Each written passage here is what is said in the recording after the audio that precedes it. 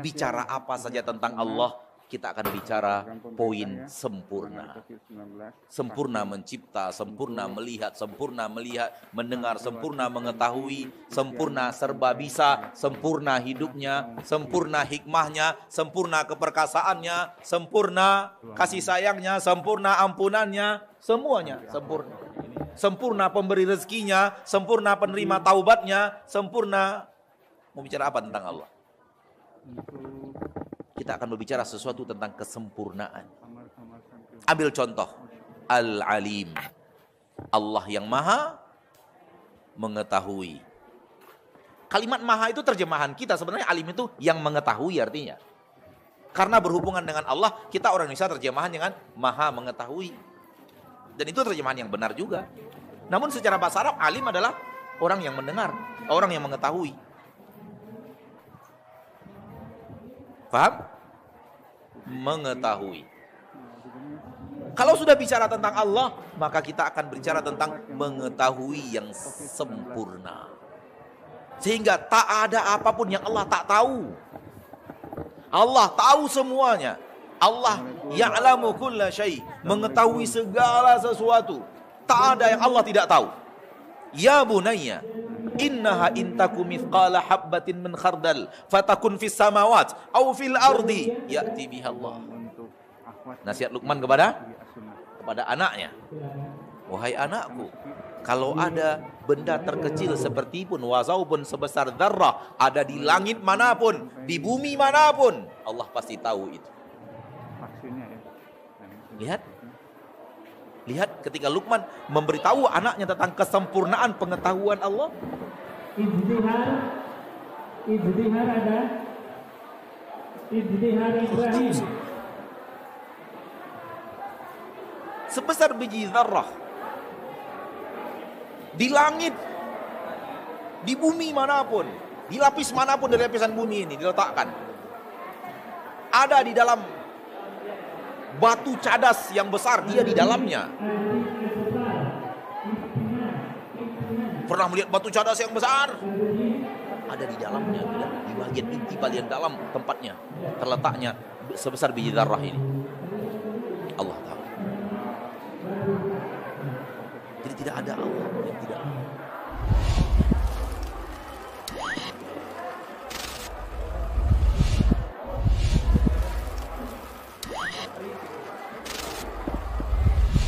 Bicara apa saja tentang Allah, kita akan bicara poin sempurna.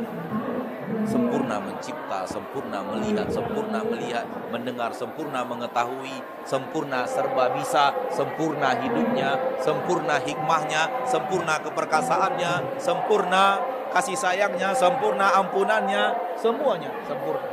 Sempurna pemberi rezekinya, sempurna penerima taubatnya, sempurna. Bicara apa tentang Allah? Kita akan berbicara sesuatu tentang kesempurnaan.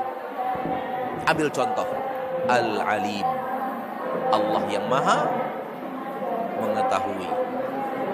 Kalimat maha itu terjemahan kita, sebenarnya alim itu yang mengetahui artinya. Karena berhubungan dengan Allah, kita orang Indonesia terjemahan dengan maha mengetahui. Dan itu terjemahan yang benar juga. Namun secara bahasa Arab, alim adalah orang yang mendengar, orang yang mengetahui. Paham? Mengetahui. Kalau sudah bicara tentang Allah, maka kita akan bicara tentang mengetahui yang sempurna. Sehingga tak ada apapun yang Allah tak tahu. Allah tahu semuanya. Allah ya'lamu kulla syai', mengetahui segala sesuatu. Tak ada yang Allah tidak tahu. Mana hukumnya pajak dalam Islam? Apakah negara Saudi sekarang ikut menerapkan hukum pajak dikarenakan mengikuti negara Barat? Jika tidak ada pajak dalam negeri Islam, diperoleh dari mana dana dalam menjalankan roda pemerintahan? Teman-teman sekalian, masalah dalam Islam ini tidak boleh mengambil sesuatu dengan cara paksa. Gak boleh, zalim namanya. Pajak ini kalau kita bicara apa adanya, realitanya, kalau kita tanya setiap warga misalnya, disuruh pilih bayar pajak atau tidak bayar pajak, kira-kira apa yang dipilih oleh warga? Nah ini banyak yang jawab. Hah? Tidak kan? Kalau disuruh pilih makan di restoran bayar 10% dengan tidak bayar, yang mana Anda pilih? Tidak bayar. Artinya kalau orang bayar pajak 10% itu dipaksa. Ini tidak boleh mengambil harta seorang muslim secara paksa. Ini sebabnya sebagian besar ulama mengharamkan, tidak boleh. Kecuali kalau strateginya orang yang punya akal sehat, yang hatinya tidak berisi dengki, pasti bisa melihat mana dakwah yang benar. Orang yang hatinya tidak ada kedengkian, dia pasti bisa menilai dakwah yang benar. Dakwah salaf jelas. Dari zaman dulu sampai hari kiamat, isinya itu aja. Tidak akan pernah baru. Yang mereka terangkan adalah isi Al-Quran, isi hadis Nabi. Menerangkan kepada manusia pentingnya tauhid, bahayanya syirik, pentingnya mengikuti sunnah Nabi, bahayanya bid'ah. Menerangkan kepada mereka fikih halal dan haram berdasarkan Al-Quran dan hadis. Tidak sedikit pun mereka menjadikan ucapan mereka sebagai dasar hukum, sebagai dasar dakwah. Ya. Tidak ada nilai-nilai politik dalam kajian mereka. Murni mengajak mereka manusia untuk menyembah Allah, memurnikan ketergantungan hati mereka hanya kepada Allah, memurnikan pengikutan mereka kepada Nabi SAW. Orang yang punya akal sehat, yang hatinya tidak berisi dengki, pasti bisa melihat mana dakwah yang benar. Orang yang hatinya tidak ada kedengkian, dia pasti bisa menilai dakwah yang benar. Dakwah salaf jelas. Dari zaman dulu sampai hari kiamat, isinya itu aja. Tidak akan pernah baru. Yang mereka terangkan adalah isi Al-Quran, isi hadis Nabi. Menerangkan kepada manusia pentingnya tauhid, bahayanya syirik, pentingnya mengikuti sunnah Nabi, bahayanya. Banyak orang, saudara-saudara kita, menuduh kita dengan Wahabi, ya. Maka mungkin mereka tidak tahu siapa Syekh Muhammad bin Abdul Wahab rahimahullah ta'ala. Apalagi banyak orang-orang Syiah yang menyebarkan isu bahwasanya Wahabi mengkafirkan kaum muslimin, Wahabi ya suka menumpahkan darah kaum muslimin, ya, dan macam-macam tuduhan. Wahabi mengharamkan ziarah kubur, Wahabi mengharamkan salawat kepada Nabi SAW. Tuduhan yang dihembuskan. Kemudian tuduhan-tuduhan tersebut disambut oleh sebagian saudara-saudara kita. Akhirnya semakin besar tuduhan tersebut. Jangan menuduh yang tidak-tidak. Kalau dia menuduh bahwasanya Syekh Muhammad bin Wahab melarang untuk ziarah kubur, tidak benar. Kita suruh ziarah kubur, yang tidak boleh kalau minta kepada penghuni kubur. Ya.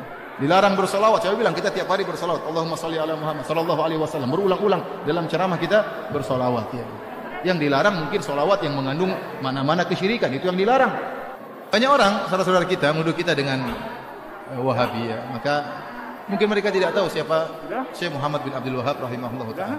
Apalagi banyak orang-orang Syiah yang menyebarkan isu bahwasanya Wahabi mengkafirkan kaum muslimin, Wahabi ya suka menumpahkan darah kaum muslimin, ya, dan macam-macam tuduhan. Wahabi mengharamkan ziarah kubur, Wahabi mengharamkan salawat kepada Nabi SAW. Tuduhan yang dihembuskan. Kemudian tuduhan-tuduhan tersebut disambut oleh sebagian saudara-saudara kita. Akhirnya semakin besar tuduhan tersebut. Jangan menuduh yang tidak-tidak. Kalau dia menuduh bahwasanya Syekh Muhammad bin Wahab melarang untuk ziarah kubur, tidak benar. Kita suruh ziarah kubur, yang tidak boleh kalau minta kepada penghuni kubur. Dilarang bersolawat. Saya bilang kita tiap hari bersolawat. Allahumma salli ala Muhammad sallallahu alaihi wasallam. Berulang-ulang dalam ceramah kita bersolawat. Ya. Yang dilarang mungkin solawat yang mengandung mana-mana kesyirikan, itu yang dilarang. Banyak orang, saudara-saudara kita, menuduh kita dengan Wahabi, ya. Maka mungkin mereka tidak tahu siapa Syekh Muhammad bin Abdul Wahab rahimahullah ta'ala. Apalagi banyak orang-orang Syiah yang menyebarkan isu bahwasanya Wahabi mengkafirkan kaum muslimin, Wahabi ya suka menumpahkan darah kaum muslimin, ya, dan macam-macam tuduhan. Wahabi mengharamkan ziarah kubur, Wahabi mengharamkan salawat kepada Nabi SAW. Tuduhan yang dihembuskan. Kemudian tuduhan-tuduhan tersebut disambut oleh sebagian. Apa benar belajar adab didahulukan dari belajar ilmu? Iya benar. Ada di buku ini tentang adab. Karena adab ini penting. Ketika antum tidak punya adab, ilmu itu nggak akan dapat. Banyak orang-orang yang nuntut ilmu tapi nggak punya adab, dia nggak dapat ilmu. Bagaimana antum perhatikan guru menyampaikan, dengarkan, antum diam. Ketika antum nggak mau diam, ngobrol atau main HP, nggak dapat ilmu selama-lamanya. Nggak akan dapat ilmu selama-lamanya. Adab ini penting. Guru ketika menyampaikan itu kan perlu persiapan yang panjang, bukan sesaat. Mungkin guru itu ketika akan ngajar perlu persiapan sehari, 2 hari. Antum datang juga ke tempat yang jauh. Sampai di sini ngobrol. Ya kenapa Pak? Ini nggak punya adab orang. Ini saya baca dalam satu edaran. Yang ini adalah menyesatkan. Ya. Edaran yang berisikan apa? Dianjurkan kepada umat Islam untuk bertaubat musim corona. Taubat nasuha, berpegang teguh kepada Al-Quran dengan baca Al-Quran, berzikir dan baca salawatnya, baca salawat, khususnya salat tibbul qulub, penyejuk jiwa. Ya, ini salawat yang bid'ah yang dibuat-buat. Tidak ada salawat tibbul qulub, yang ada salawat Ibrahimiyah. Itu salat yang paling afdal. Kemudian membaca tolak bala katanya. Apa tolak bala? Fi khamsatin utfi biha harrul waba.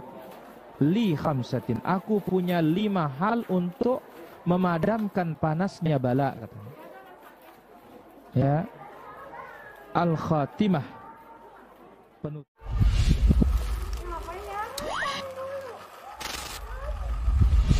Bicara apa saja tentang Allah, kita akan bicara poin sempurna.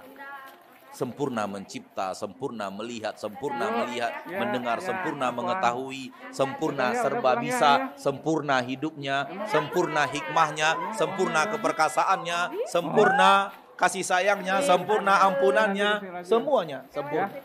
Sempurna pemberi rezekinya, sempurna penerima taubatnya, sempurna. Mau bicara apa tentang Allah? Kita akan berbicara sesuatu tentang kesempurnaan. Ambil contoh, Al-Alim, Allah yang maha mengetahui. Kalimat maha itu terjemahan kita, sebenarnya alim itu yang mengetahui artinya. Karena berhubungan dengan Allah, kita orang Indonesia terjemahan dengan maha mengetahui. Dan itu terjemahan yang benar juga. Namun secara bahasa Arab, alim adalah orang yang mendengar, orang yang mengetahui. Paham? Mengetahui. Kalau sudah bicara tentang Allah, maka kita akan bicara tentang mengetahui yang sempurna. Sehingga tak ada apapun yang Allah tak tahu. Allah tahu semuanya. Allah ya'lamu kulla syai', mengetahui segala sesuatu. Tak ada yang Allah tidak tahu. Ya bunayya, innaha intaku mithqala habbatin min khardal fatakun fis samawat aw fil ardi ya'ti biha Allah. Nasihat Luqman kepada anaknya. Wahai anakku, kalau ada benda terkecil seperti pun, wazaupun sebesar dzarrah, ada di langit manapun, di bumi manapun, Allah pasti tahu itu. Lihat ketika Luqman memberitahu anaknya tentang kesempurnaan pengetahuan Allah. Ini jangan dulu sini. Allah tahu semuanya. Sini ke lapang. Sebesar biji zarrah. Di langit, di bumi manapun, di lapis manapun dari lapisan bumi ini diletakkan. Ada di dalam batu cadas yang besar, dia di dalamnya. Bagaimana hukumnya pajak dalam Islam? Apakah negara Saudi sekarang ikut menerapkan hukum pajak dikarenakan mengikuti negara barat? Jika tidak ada pajak dalam negeri Islam, diperoleh dari mana dana dalam menjalankan roda pemerintahan? Teman-teman sekalian, masalah dalam Islam ini tidak boleh mengambil sesuatu dengan cara paksa. Nggak boleh, zalim namanya. Pajak ini kalau kita bicara apa adanya, realitanya, kalau kita tanya, apa benar belajar adab dijauhkan dari belajar ilmu? Iya benar. Ada di buku ini tentang adab. Karena adab ini penting. Ketika antum tidak punya adab, ilmu itu nggak akan dapat. Banyak orang-orang yang nuntut ilmu tapi nggak punya adab, dia nggak dapat ilmu. Bagaimana antum perhatikan guru menyampaikan, dengarkan, antum diam. Ketika antum nggak mau diam, ngobrol atau main HP, nggak dapat ilmu selama-lamanya. Dia akan dapat ilmu selama-lamanya. Adab ini penting. Guru ketika menyampaikan, itu kan perlu persiapan yang panjang. Bukan sesaat. Mungkin guru itu ketika akan ngajar perlu persiapan sehari, 2 hari. Antum datang juga ke tempat yang jauh. Sampai di sini ngobrol. Ya kenapa Pak? Ini nggak punya adab orang ini. Banyak tuh saya sebutkan dalam buku ini tentang adab. Karena adab itu penting. Ini ilmu ibadah, ilmu ini mulia, ilmu mendekatkan diri kita kepada Allah. Banyak orang, saudara-saudara kita, menuduh kita dengan Wahabi, ya. Maka mungkin mereka tidak tahu siapa Syekh Muhammad bin Abdul Wahab rahimahullah ta'ala. Apalagi banyak orang-orang Syiah yang menyebarkan isu bahwasanya Wahabi mengkafirkan kaum muslimin, Wahabi ya suka menumpahkan darah kaum muslimin, ya, dan macam-macam tuduhan. Wahabi mengharamkan ziarah kubur, Wahabi mengharamkan salawat kepada Nabi sallallahu alaihi wasallam, tuduhan yang dihembuskan. Kemudian tuduhan-tuduhan tersebut disambut oleh sebagian saudara-saudara kita. Akhirnya semakin besar tuduhan tersebut. Jangan menuduh yang tidak-tidak. Kalau dia menuduh bahwasanya Syekh Muhammad bin Wahab melarang untuk ziarah kubur, tidak benar. Kita suruh ziarah kubur. Yang tidak boleh kalau minta kepada penghuni kubur. Ya. Dilarang bersolawat. Saya bilang kita tiap hari bersolawat. Allahumma salli ala Muhammad sallallahu alaihi wasallam. Berulang-ulang dalam ceramah kita bersolawat. Ya. Yang dilarang mungkin solawat yang mengandung mana-mana kesyirikan. Itu yang dilarang. Banyak orang, saudara-saudara kita, menuduh kita dengan Wahabi. Ya. Maka mungkin mereka tidak tahu siapa Syekh Muhammad bin Abdul Wahab rahimahullah ta'ala. Apalagi banyak orang-orang Syiah yang menyebarkan isu bahwasanya Wahabi mengkafirkan kaum muslimin, Wahabi ya suka menumpahkan darah kaum muslimin, ya, dan macam-macam tuduhan. Wahabi mengharamkan ziarah kubur, Wahabi mengharamkan salawat kepada Nabi sallallahu alaihi wasallam, tuduhan yang dihembuskan. Kemudian tuduhan-tuduhan tersebut disambut oleh sebagian saudara-saudara kita. Akhirnya semakin besar tuduhan